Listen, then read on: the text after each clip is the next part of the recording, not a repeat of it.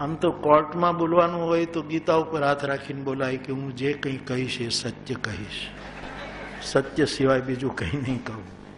હું વ્યાસપીઠ ઉપરથી ઘણી વખત કહું કે હું ગીતા ઉપર હાથ રાખીને નથી બોલતો, હું રામચરિતમાનસના ઉપર હાથ રાખીને કહી રહ્યો છું. અહીંયા નથી વ્યાસપીઠ, નથી કોર્ટ, નથી ભગવદ્ ગીતા, નથી મારી કથાની પોથી રામચરિતમાનસ. એટલે તો ધર્મખંડનું લક્ષણ છે અહંકારથી મુક્ત. તો મને મારા જીવનમાં એ પણ સફળતા મળી આ ચોથા ખંડમાં. કર્મએ ચિત્ત પૂરેપૂરું નિર્મળ કરી દીધું એવું હું દાવો નહીં કરું, પ્લીઝ.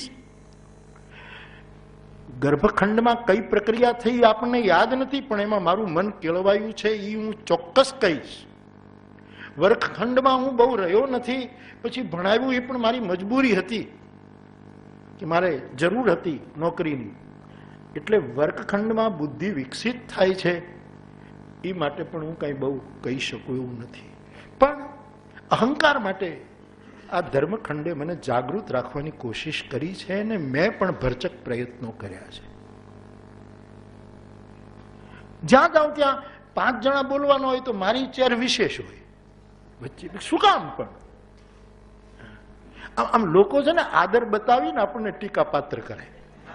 આ લોકોની આખી યોજના હોય કે આ માણસની ટીકા કેમ વધારે થાય. એ અજ્ઞાત ચિત્તમાંથી નીકળેલો પ્રહાર છે. મને એમ થાય કે હું બધાની સાથે ન બેસી શકું. હા, ચોક્કસ.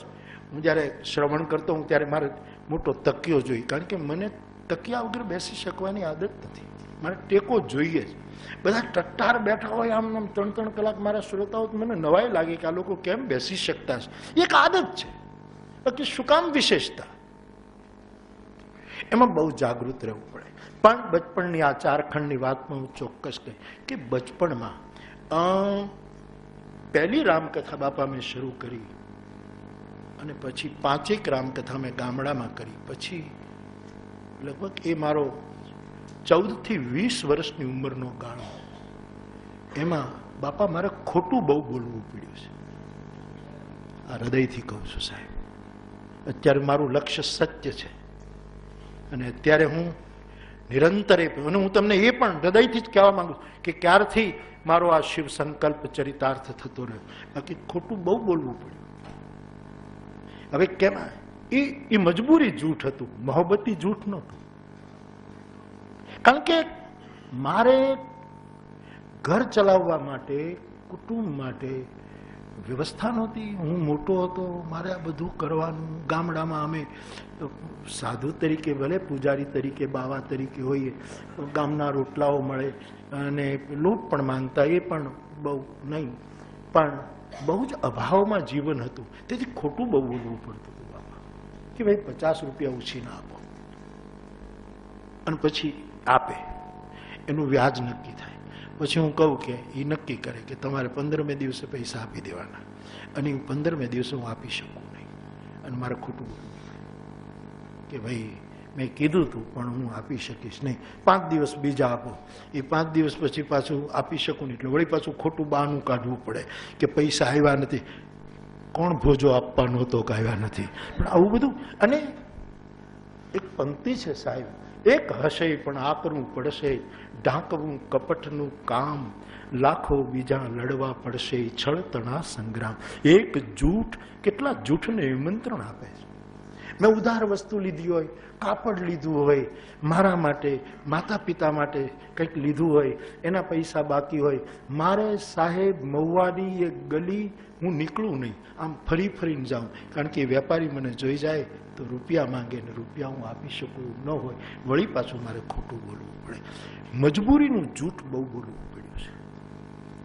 પણ કથાઓ મારે ગાયન સત્યનું કરવાનું હોય છે, અને વાસ્તવિક જીવનમાં આવા જૂઠનો આશ્રય લેવો પડતો હતો. મેં ક્યારેય પણ કોઈ પણ મારી પાસે કથા માંગવા આવ્યું ત્યારે એને પૈસાનું કીધું નથી તું મને શું આપીશ, પણ તું જે દક્ષિણા આપીશ તે હું લઈ લઈશ. કારણ કે એની મને જરૂર હતી કે દક્ષિણા મને મળે તો હું કાપડવાળાના પૈસા ચૂકવી દઉં. તેને મારે વારંવાર જૂઠ બોલવાની એક પીડા હતી સાહેબ, પણ મજબૂરી હતી. મારા એક પંજાબી સ્નેહી મહાત્મા હતા, હવે નથી, એની સાથે સંગીતનો, શેરો શાયરીનો, અને પહેલી વાર જ્યારે મેં શિવ સંકલ્પ કર્યો કે હવે ગમે તે થાય, જૂઠ નહીં બોલું, ગમે તે થાય, જે થવું તે થઈ જાય, સમાધિ લઈ લઈશું પણ જૂઠ નથી. આવો જે સંકલ્પ કર્યો એ મેં પહેલી વાર પત્રમાં એક પંચાવી સાધુને લખ્યો કે આ 3 દિવસથી વિચારું છું, એમાં 30 વખત જૂઠ બોલ્યો છું, પણ આજે મારો શિવ સંકલ્પ ઘોષિત કરું છું. પછી તો મારી સારી યાત્રા. એનો અર્થ એ નથી કે હું અત્યારે જે બોલું છું બધું સાચું જ બોલું છું. અત્યારે ક્યારે કોઈ કથા માંગવા આવે ત્યારે મજબૂરીનું જૂઠ બોલવું પડે કે કથા જ કહેવું પડે કે બહુ સમય નથી, કદાચ હોય પણ સમય પણ કહેવું પડે. આવી રીતનું જૂઠ, જે પણ જૂઠનો આશ્રય એ સમયમાં ઘણો લેવો પડ્યો, એનું મને દુઃખ છે અને તમારા સૌની સામે વ્યક્ત કરવાનું સુખ પણ છે. યસ, એનું મને સુખ છે. કારણ કે મેં એક આખી કથા તલગાજરાડામાં કદાચ 600મી કથા કે 600મી કથા કરી. એનું નામ રાખ્યું હતું માનસ મુરારી. આત્મશ્લાઘા નહોતી, આત્મનિવેદન હતું. એટલે બચપણમાં આવું બધું થયું છે. કોઈ લોભ, કોઈ ક્રોધ, કોઈ કામનાએ મને બહુ હેરાન નથી કર્યું, પણ વ્યવહારની સંકળામણો, મજબૂરીઓ, એણે જૂઠનો આશ્રય બહુ કરાયો. એ સમયમાં 14 થી 20 વર્ષના ગાળામાં. અને એની પીડા છે, કારણ કે હું પોતે જ ગાઉં છું કે નહીં અસત્ય સમ પાતક પુંજા, અસત્ય જેવું કોઈ પાપ નથી, એમ તુલસી કહે છે. એ ગાનારા માણસને જૂઠું બોલવું પડે ત્યારે કેવી પીડા થતી છે. પણ આજે હું આમ 600મી કથામાં મેં થોડુંક કહેલું, પણ અહીં ત્યારે વધારે કહું છું. તો એ બચપણની અંદર થોડુંક આવું રહ્યું. બાકી આ અંતિમ પ્રવચન જો કદાચ હોય તો આ બધા અધ્યાય ખોલવાની વાત છે. એટલે હું એક વસ્તુ, 3 વિચારો આવેલા કે એક નાની એવી દુકાન કરીએ, કારણ કે મારા કાકાને ચાયની દુકાન હતી. મને એમ થયું કે દુકાન કરીએ તો બધું ચાલે બરાબર, પણ જીવ ભજનમાં, જીવ રામનામમાં, જે મન કેળવાયેલું કોઠામાંથી એમાં. પછી બીજી વખત એવો વિચાર એક વખત આવ્યો કે કંઈક કોઈ સારા સ્થાન બનાવીએ ને એમાં પણ બનાવવું કઈ રીતે, એ પ્રશ્ન. અને સહજ ગતિ જ્યાં હતી એ તરફ હું વળ્યો. શિક્ષક બન્યો ત્યારે ખોટું બોલવું પડે, ખોટી રજા લઈને જવાનું કથામાં, કેઝ્યુઅલ રિપોર્ટ લખવાનું, બધા ફાડી નાખે, હું એ પછી આ ફાડી નાખતો, કારણ કે બધા એમ કરતા હતા તો પછી મારે તે તો એ પણ ચાલ્યું. પરંતુ જ્યારે શિવ સંકલ્પ, અને અત્યારે આવી રીતનું ક્યારેક ક્યારેક કહેવું પડે, હસતા હસતા વિનોદી જૂઠ કહેવું પડે કે ભાઈ આમ છે, આમ છે, થાક લાગ્યો છે, ફલાણું છે, ફલાણું, એવું કહીને વાત ટાળવી પડે. પણ એ જે અસત્ય ઉચ્ચારાય એ સમયે એની પીડા છે અને એનું દુઃખ પણ છે. અને મેં કહ્યું તેમ ખોલતા વિશેષ સુખ પણ છે. તો ગર્ભખંડ, વર્ગખંડ, કર્મખંડ અને ધર્મખંડ આ મારા બચપણના પડાવો હતા. એમાં મને બહુ સફળતા પણ મળી છે, બહુ સારું લાગ્યું છે. હું અત્યારે ઊભો છું, એનો એ પહેલો અધ્યાય મારા માટે બહુ જ ઉપયોગી થયો છે. બુદ્ધિ કેટલી વિકસિત થઈ એ મને ખબર નથી, હૃદય બહુ જ વિકસિત થયું. એટલે પાછું ઓલું બતાવવું પડે, મનુભાઈ ટ્રીટમેન્ટ લેવી પડે, એ રીતે પોળું નથી થયું. પણ એક પ્રકારની વિશાળતા આવી. મને એમ લાગે કે મારી વ્યાસપીઠ કોઈ દિવસ પરમાત્મા કરે આમ સંકીર્ણ ન બને, કોઈ દિવસ સાંકડી ન થઈ જાય. આજે વિશાળતા એ મને પ્રાપ્ત થઈ, એ મારા 4 ખંડોમાં. અને અહંકારથી જેટલું બચી, અહંકાર ના આવે એવું હું કઈ ના કહી શકું. આપણે કોઈ વખાણ કરતા અંદરથી તો થોડાક તો ગલગલિયા થાય યાર, આમ થોડુંક તો થાય કે ના ના બરાબર છે. આમ 2 જણા વખાણ કરતા હોય તો આપણે એમ હંમેશા કે ના ભાઈ ના, આપણે તો કઈ નથી, પણ અંદરથી તો એમ થાય કે હજી 5 મિનિટ વધારે ચાલે. કારણ કે આપણે જીવ છીએ, આપણી વાતને આપણે સ્વીકાર, પણ આપણા માયલાનો એ સ્વભાવ ન હોવો જોઈએ. નહીંતર આપણે ટકી ન શકીએ સાહેબ. ઊંચાઈ મળી જાય એ તો ઘણાને મળી જાય, પણ એ ઊંચાઈ ઉપર ટકી રહેવું, એમાં જરાકે અહંકાર આવે એટલે પછી ઓલી સાપ સીડી વાળી રમત જેવું થઈ જાય છે કે સીધા આપણે ઊંચ ઉપર આવીને ઉભા રહેતા હોઈએ છીએ. તો એ કાળ યુવાનીની સિદ્ધિઓની વાત, આ જો અંતિમ પ્રવચન હોય તો યુવાનીની સિદ્ધિઓની જે વાત કરવાની, હવે લગભગ મારા શ્રોતાઓ જાણે છે, અહીંયા સાંભળનારો વર્ગ જુદો છે, એટલે હું કહું આ સિદ્ધિ શબ્દ જ મને ગમતો નથી. નહીં.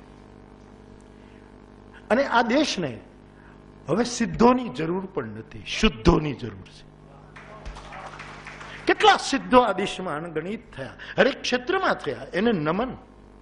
પણ શુદ્ધ કેટલા? એટલે એક તો સિદ્ધિ શબ્દ મને ગમતો નથી, પણ છતાંય એને કોઈ પોતાની આંખથી જુએ ને મૂલવે તો પ્રતિષ્ઠાન આ તે. પણ એવા સમયે હમણાં મારું ચિંતન અથવા તો મારા વિચારો અથવા તો હું એકલો બેઠો હું ત્યારે જેના ઉપર વધારે મારું ધ્યાન કેન્દ્રિત થાય છે એ 6 સૂત્ર, 6 વસ્તુ છે, જે હમણાં બે ત્રણ કથાઓથી હું કહી રહ્યો છું, જે બરાબર મને યોગ્ય લાગી રહ્યું છે કે ભાઈ આ સિદ્ધિઓ, આ પ્રતિષ્ઠા, આ જય જયકાર, આ આજુબાજુના ચમત્કારો, આ ગોઠવી દીધેલા પરચાઓ, આ અકારણ આરોપિત અહોભાવ, આ બધું શું છે? મેં મુંબઈની સભામાં પણ કહ્યું કે લોકો ત્યાં સુધી એક પોતાની જૂઠી આસ્થાનું આરોપણ કરતા હોય છે. હું મારા ચિત્રકૂટના ઝૂલા ઉપર બેઠો હું ને એક ભાઈ પિક્ચર લેવા આવ્યા, એટલે ઝૂલો ચાલુ હતો એટલે એમાં કઈ એનું આવ્યું નહીં, એટલે બીજાએ એને કીધું કે બાપુની ઈચ્છા હોય ને તો જ પિક્ચર આવે, એની ઈચ્છા ન હોય તો. પણ હવે એમાં મારો ઝૂલો હાલતો હતો, એ કારણ હતું સાહેબ. અને ઓલો ફોકસ બરાબર કરી શકતો નતો ને એનો એક્સાઇટ નતો એટલે હાથ ધ્રુજતા હતા એમાં. પણ લોકો આવું બધું ગોઠવી દે ત્યારે બહુ સાવધાન રહેવું પડે. આ સિદ્ધિ નથી. આપણે જેટલા શુદ્ધ હોઈએ ને એને બગાડવાની રીત છે. આપણે આપણી જેટલા હોઈએ 5%, 10%, 15%, એમાં ખોટનો ધંધો ન કરાય, એમાં ન કરી શકાય. તો 6 વસ્તુ મને બહુ ઉપયોગી થઈ છે અને હું આપ સૌના શુભકામનાથી, આશીર્વાદથી આમ મને એમ લાગે કે હું વધારે ને વધારે કરી શકું જુવાનીમાં સિદ્ધિઓનું કોઈ પણ વસ્તુને પેલું કરીને. રામાયણમાં એમ લખ્યું છે હાનિ લાભ જીવન મરણ જસ અપજસ વિધિ હાથ. આ 6 વસ્તુ વિધાતાના હાથમાં છે એવું વશિષ્ઠજી માનસમાં બોલ્યા છે. હું એવું વિચારતો થયો કે હાનિ તારા હાથમાં છે, ચોક્કસ નીતિના હાથમાં છે, વિધાતાના હાથમાં છે, જે કોઈ પરમના હાથમાં છે. પણ એ હાનિથી હારી ન જવું એ મારા હાથમાં છે. તું ગમે તે હાનિ કરે, તું ગમે તે નુકસાન પહોંચાડે, દુનિયા સિદ્ધિ અને વાહવા કરે, ત્યાંથી લોકો પછાડવાની કોશિશ કરે, તું ગમે તેટલી હાનિ કરાવે, પણ એ હાનિથી હારવું નહીં, એ મારા હાથની વસ્તુ છે. એને જો વચ્ચેનો અધ્યાય આપણે બરાબર કરી શકીએ, હું બહુ વિચારું છું. હાનિ તારા હાથમાં, હાનિથી હારવું નહીં એ મારા હાથમાં. લાભ તારા હાથમાં, પણ શુભ મારા હાથમાં. અને સાહેબ આપણા હાથમાં શુભ હોય એ જ ઉત્તમ છે. બધા લાભ શુભ નથી હોતા, બધા જ લાભો શુભ હોતા જ નથી સાહેબ. આપણને 1 લાખનું કોઈક દાન આપે ને એ લાભે ઘણી વખત શુભ નથી હોતો. પણ એટલું મને કહેવા દો કે તમામ શુભો લાભ જ હોય છે, એક પણ ગેરલાભ શુભમાં હોતો નથી. એટલે હું હંમેશા એવું માનું છું અને દ્રઢપણે આગળ વધી રહ્યો છું કે લાભ તારા હાથમાં છે પણ શુભ મારા હાથમાં છે. ત્રીજું સૂત્ર છે જીવન તારા હાથમાં છે. તું જન્મ આપે, તું જીવન આપે, તું જીવાડે ત્યાં સુધી જીવીએ, શ્રદ્ધા જગત આમ કહે છે. જીવન તારા હાથમાં છે, પણ જીવનને પરમાત્માનું વરદાન માનીને રસમય અને આનંદમય જીવી લેવું એ મારા હાથમાં છે. બાપાએ હમણાં બરાબર માર્ક કરીને કહ્યું, મને કહ્યું કે શું કામ સોગિયા થઈને બેસો છો? અને ધર્મ જગતે તો એટલા બધા સોગિયા ઉભા કર્યા છે. આ સુરેશભાઈ કહે ને કે ઘણા માણસો ઉઠે ત્યાં ઉઠમણું, બેસે ત્યાં બેસવું.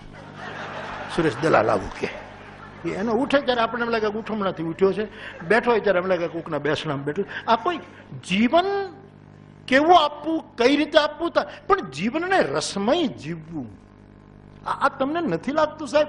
હું એક ધર્મની ગાદી ઉપર બેસીને બોલનારો માણસ તમને કહ્યું કે આ જીવન રસમય નથી લાગતું? આ પહાડો, આ નદીઓ, આ સમુદ્ર, આ પૃથ્વી. અરે સાહેબ, આપણે ઈચ્છીએ નહીં કે મારા દેશમાં કોઈ ગરીબ રહે, કોઈ ભૂખ્યો રહે અને કોઈ બાળકની આંખમાંથી આંસુ. તમે ગામડા જોજો સાહેબ, ધૂળ ધૂસરિત બાળકો હોય, ભૂખ્યા હોય, માં કોતરોમાં કામ કરતી હોય અને રડે ને ત્યારે એ આંસુડાની આકાર એની આંખ ઉપર, ગાલ ઉપર હોય છે, ધૂળમાં કે ટીપા હોય છે. સાહેબ, એ ભૂખ, એ વંચિતતા, એ ઉપેક્ષીપણું જોઈને ઈશ્વર ન દેખાય, એને તો કરશનદાસ માણેકની ભાષામાં કહેવું જોઈએ, તે દિન આંસુ ભીનારે હરિના લોચનિયા મેં દીઠા. સાહેબ, તો આ કેટલું બધું સુંદર જગત છે. આમાં કઈ રસ લેવાય જ નહીં, આમાં કઈ તમારે હસાય જ નહીં. આમાં તમારે, અમારા ધર્મ જગતને તો બહુ મુશ્કેલ, ખુલીને દાંતે ન કઢાય. એ તો હવે તો બધા કબૂલ કરતા થયા. હું ટીકા બહુ સહન કરું છું, પણ મારે જે કરવું છે એ વિનમ્રતાથી, કારણ કે તમે અમને હસવા ન દો તો હવે અમારે મરવું. હસાય નહીં. શરૂઆત હું હસું તો કારણ કે બાપુ તો ખીખી ખીખી ખીખી કરે છે. સાહેબ, મુસ્કુરાહટ તો વરદાન છે સાહેબ, પરમાત્માના દર્શન. એટલે જીવન તારા હાથમાં છે, પણ ગમે તેવી પરિસ્થિતિ હશે એને હું રસમય રાખીશ, એને હું આનંદમય રાખીશ. તારા વરદાનનો હું દુરુપયોગ નહીં કરું, એને હું શણગારીશ. એ મારા હાથમાં. મરણ, ચોથી વસ્તુ, મરણ તારા હાથમાં. પણ હું હંમેશા માનું છું ને કહું છું કે મરણ તારા હાથમાં, પણ તારું સ્મરણ મારા હાથમાં છે. એને તું છીનવી નહીં શકે. તારું સ્મરણ, તારી સ્મૃતિ. સ્મૃતિને પ્રસાદ કહ્યો છે, સ્મૃતિર્લબ્ધા. ભગવદ્ ગીતાએ પ્રસાદ કહ્યું. સ્મરણ એટલે કેવલ હરિસ્મરણ જ નહીં, આપણે આપણી પોતાના જીવનનું સ્મરણ. તારું નામ, તારું સ્મરણ, તારી બંદગી એ મારા હાથમાં છે. સૂફી સંત અબુ બક્કર શિબલી અલ્લાહ અલ્લાહ અલ્લાહ અલ્લાહ બોલ્યા કરતા હંમેશા. એક ફકીર નીકળે છે અને ફકીરે પૂછ્યું કે આપ અલ્લાહ સીધું કેમ બોલો છો? લા ઇલાહ ઇલ્લલ્લાહ, લા ઇલાહ ઇલ્લલ્લાહ કેમ નથી બોલતા? સીધું અલ્લાહ અલ્લાહ કેમ? તો અબુ બક્કર કહે છે કે અલ્લાહ બોલવામાં આટલું બધું જોડું ને એ વચ્ચે પ્રાણ વયો જાય તો મારું સ્મરણ તૂટી જાય. મારે ડાયરેક્ટ અલ્લાહ જોઈએ. લા ઇલાહ એ હું નથી બોલતો, કારણ કે મારે સીધું અ સુધી પહોંચવું છે, આગળ લા બા નથી બોલવું. કાલે અમે દિલીપ કુમાર સાહેબને મળ્યા, આપણા ફિલ્મ જગતના એક ધુરંધર. એમને ગયે વખતે અમે હનુમાન જયંતિએ ચલચિત્રનો જે શ્રેષ્ઠ અભિનેતાનો એવોર્ડ આપીએ, એ પોતે આવી શક્યા નહોતા. અને એક વર્ષમાં અમે, મને સમય હોય તો એમની તબિયત બરાબર ન હોય, અને એમનો જીદ હતી કે જ્યારે લઈશ ત્યારે તમે આવશો ઘરે. ત્યારે મારી સાથે 4-5 જણા હતા. સાહેબ સતત એ માણસ અલ્લાહ અલ્લાહ અલ્લાહ આવું બોલતા હતા. 4-5 વખત મેં સાંભળ્યું. સાયરાબેન કહેતા હતા કે રાતે પણ આમને બોલ્યા કરે. પેલો શિબલી કહે છે કે હું લા ઇલાહ અલ્લાહ એટલું બધું આગળ બોલું તો મારો અલ્લાહ ક્યાંક છટકી જાય તો મારે સીધું મારા હાથમાંથી સ્મરણ ન જવું જોઈએ. એમ બોલતા હતા. એમાં એક બીજો ફકીર નીકળે છે. એને પૂછ્યું કે સુફી સાહેબ, આપ કેમ આવી રીતે બોલો છો?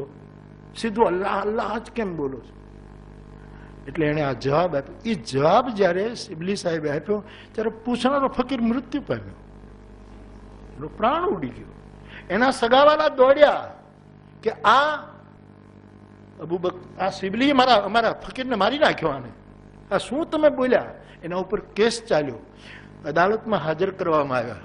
અને કીધું કે હું તો આ રીતે સ્પષ્ટ બોલ્યો, મેં કંઈ મારી નથી નાખ્યો, પણ એની અંતિમ ક્ષણ હશે સાહેબ, અને એ રીતે મારી અલ્લાહ શબ્દને સાંભળતા એનું પ્રાણ પંખેરું ખુદામાં મળી ગયું છે. આમાં હું ગુનેગાર નથી ને, છતાંય જો ગુનેગાર હોઉં તો તમે મારા ઉપર જે કંઈ સજા કરો એ મને કબૂલ છે, એવું શિબલીએ કહ્યું. એ એવી સુંદર વાત એને રજૂ કરી કે ન્યાયાધીશ પોતાના સ્થાન ઉપરથી ઉતરી અને આ સિબલીને કહ્યું કે મને તમારા આશ્રમમાં લઈ જાઓ. પેલા કીધું તું મને મૂકી દે, તું ડાયરેક્ટ જા. આ વાત મહત્વની છે સાહેબ. તું સીધો જા. મને પકડ્યો તો વળી તારું એક સ્ટેશન વધશે. મને તું મૂકી દે, તું નીકળી જા ખોજમાં, તું નીકળી જા. સફળ થઈશ તો આનંદ, નિષ્ફળ જઈશ તો પવિત્ર થઈને પાછો આવીશ. અને તે દિવસે તું આ ગાદી ઉપર બેઠો એ પણ તારી બંદગી હશે, બાકી મને વચ્ચે નહીં નાખ. કહી દો સાહેબ જુવાનીમાં કે મરણ તારા હાથમાં હશે પણ સ્મરણ મારા હાથમાં હશે. એ સ્મરણ તું મારી પાસેથી છીનવી ન શકે. જીવન મરણ, જસ અપજસ, હું એવું શીખી રહ્યો છું કે યશ, આ સિદ્ધિઓ, આ પ્રતિષ્ઠા, સિદ્ધિ મીન્સ સિદ્ધિમાં તો મારી રુચિ નથી, પણ હવે આ ચારે બાજુની વાહ વાહ અને આ જગત, આ બધું આ જે દેખારો છે, તમે કેટલા શાંતિથી ચાલી શકો? મારે ક્યાંય હાલવું હોય તો હલાય, શાંતિથી ક્યાંય જવાય. તમે ગમે તે રેકડીએ ઉભા રહીને ખારી સિંગ ખાવ, મારાથી ખવાય નહીં. તોય મેં તો મર્યાદા મૂકીને ચાલુ પ્રોગ્રામમાં ખારી સિંગ ખાવાની શરૂઆત કરી છે. વ્યાસપીઠ ઉપરથી નથી ખાતો. રાહ જોજો.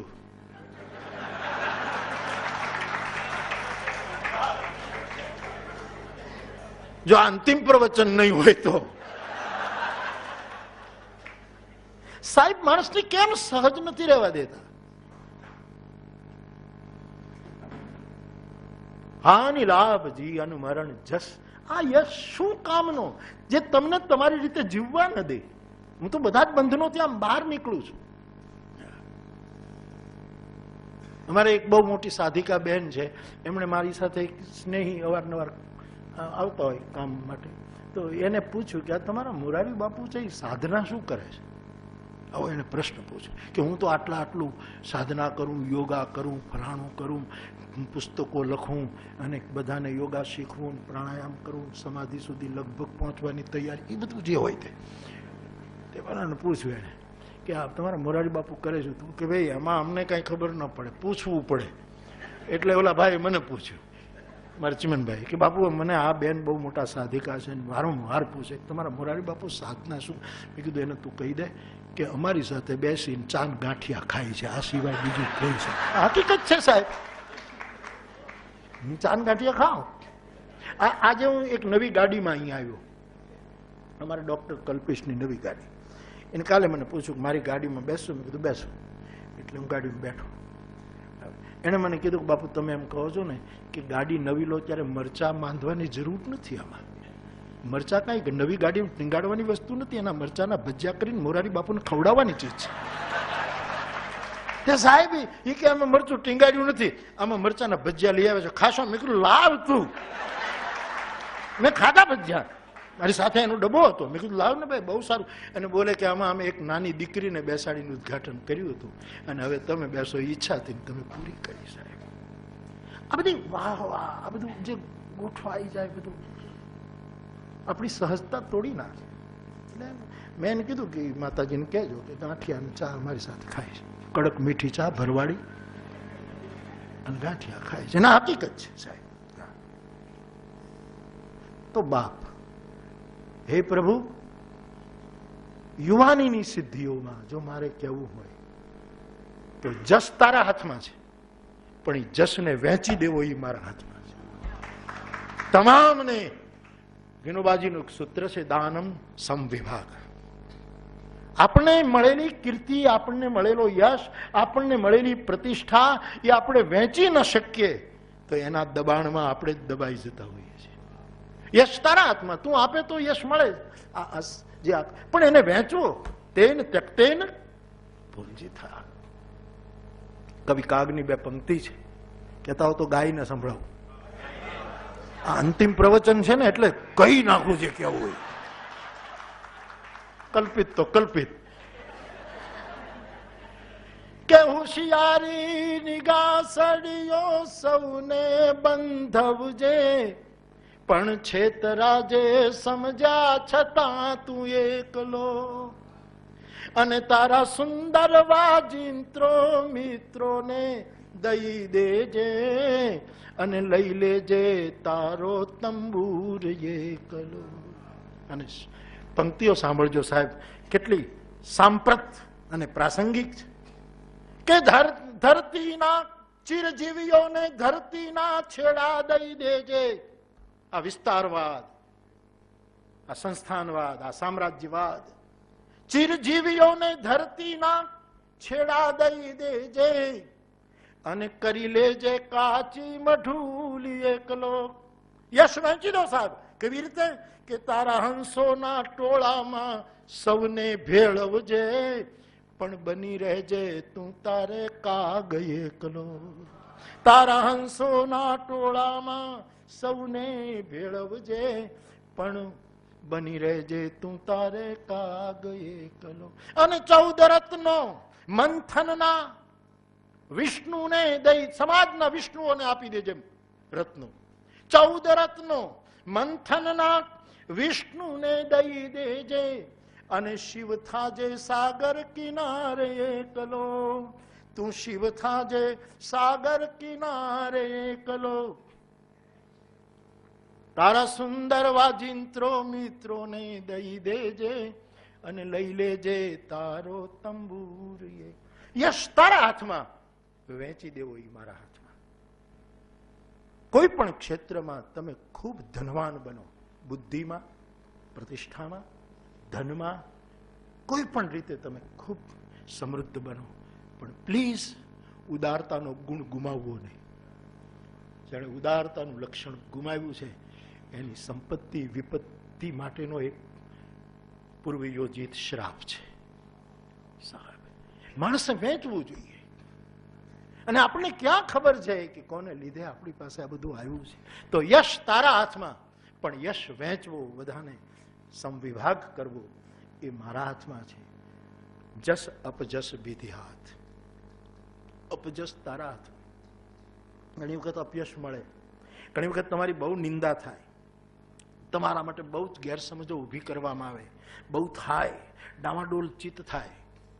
મને હું બહુ જ જે રીતે મારે કહેવાનું છે બહુ સ્પષ્ટ કહેવા. મને ગઈકાલે એક મારો યુવાન વર્ષોનો શ્રોતા એ મને એમ કહેતો હતો કે બાપુ, આમ પહેલા મને એવું લાગતું હતું કે તમે જે કંઈ કરો ને એ સાચું જ લાગતું હતું. હવે એમ લાગે છે કે તમારા થોડાક નિર્ણયો મને ખોટા લાગે છે.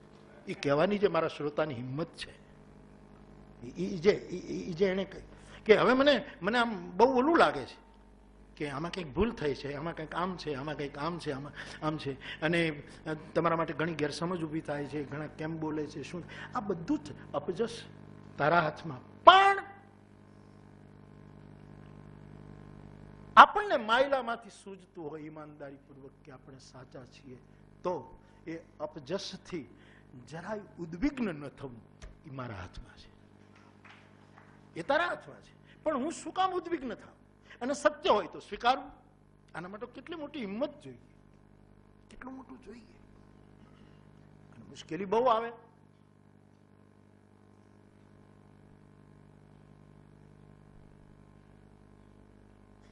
क्या मिला मियां सच बोलने का, जिधर तू है उधर कोई नहीं है. क्या फायदा? સત્ય ને તો આ જ છે. અને હું બાપાની સાથે ઘણી બધી વાત કરું કે મને આ સૂત્ર જ ગમતું નથી કે સત્યનો જય થાય. સત્યને વળી જય અને પરાજયની સાથે લેવા દેવા શું છે? સત્ય એટલું નાનું છે કે પરાજય થાય એટલે પેલું થઈ જાય, જય જયકાર થાય એટલે મોટું થઈ જાય. સત્યને આ દ્વંદ્વો સાથે કાંઈ લેવા દેવા નથી. એને શું લેવા દે? સત્યમેવ જયતે સૂત્ર સારું છે, એની અદબ, એને વંદન. પણ ઘણી વખત તો એવું થાય છે કે જેનો જય થયો હોય એ સત્ય ગણાય છે. સાહેબ, સત્યને શું લેવા દેવા? અપજસ તારે હાથ. પણ યા તો આપણે પ્રમાણિક હોઈએ તો સ્વીકારવાની વાત છે. મારું એક સૂત્ર છે, દ્વેષ મૂલક નિંદાને મન ઉપર લેવી નહીં અને સંદેશ મૂલક નિંદાને વંદન કરીને આવકારવી. જો દ્વેષ મૂલક હોય તો એથી કઈ આપણે કઈ ચિંતા કરવા જેવું નથી. એ એનો પરિચય આપે છે. આપણી નિંદા કરે તો સમજવાનું એનું સરનામું આપે છે આપણને કે અમારું ઘરાના અમે આ ઘરાનાના માણસ. અને જો સંદેશ હોય એમાં કંઈક પ્રેરણા મળે તો આપણે સ્વીકારવું જોઈએ ઈમાનદારીપૂર્વક, કે જેથી કરીને આપણી આગળની યાત્રા સુરક્ષિત થાય. વધારે એ તો આપણું હિતચિંતક છે. કબીર સાહેબે તો કીધું, નિંદકોને નજીક રાખો, આજુબાજુમાં ભાડે ઘર અપાવો, થોડુંક ભાડું તમે ભરી દો, કે એ નિંદાનું જે ખોટું ઘાસ ઉગ્યું હોય એનું નિંદામણ, ગામડાનો શબ્દ છે નિંદામણ, એને સમજાય. એ નિંદામણ કરાવો. અને નિંદામણ માટે ગામડાઓમાં દાળીઓ, હું ગામડામાં જ છું, દાળિયા રાખે. સવારમાં બધા ભેગા થાય ખેડૂતો, વાલો ભાઈ રૂપિયો, સવા રૂપિયા દાળીએ, એનું કામ શું? નિંદામણ. એને બપોરે રોટલો ખવડાવે, સવા રૂપિયો આપે, અને જે નિંદામણનું ઘાસ હોય એ કંઈક તમે લઈ જાઓ. એમ નિંદા કરે એને રોટલો ખવડાવવો, રૂપિયો આપવો, અને કહેવાનું આ જે નિંદણ કામ છે એ લઈને તમે ઘરે વ્યા જાઓ. અપજસ તું આપે, પણ અપજસ મળે ત્યારે આત્મશોધન કરીને એ સંદેશમૂલક છે કે દ્વેષમૂલક છે એનો અભ્યાસ કરવો એ મારા હાથમાં છે, એ હું કરી શકું. તો વચ્ચેની જે સિદ્ધિઓ માણસના જીવનમાં હોય છે એમાં હું આવું વિચારું છું ઈમાનદારીથી.